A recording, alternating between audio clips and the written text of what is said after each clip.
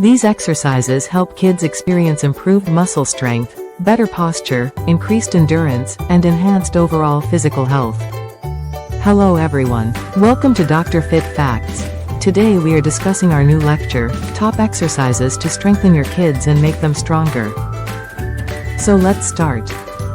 Exercise number 1. Bodyweight squats. Stand with feet shoulder width apart. Bend knees and lower hips as if sitting in a chair, keeping chest up and knees aligned with toes.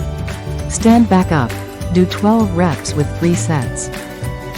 It will strengthen legs and improve balance, supporting mobility. Exercise number 2. Modified push-ups. Knee push-ups. Start on hands and knees, keeping a straight line from head to knees. Bend elbows and lower chest towards the ground, then push back up. Do 10 reps with 3 sets.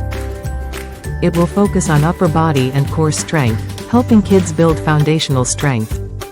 These exercises help kids to build core and leg strength, fostering balance, coordination, and healthy growth habits, and get them to feel relaxed. Please encourage us by liking, subscribing, and sharing my lectures. Thank you.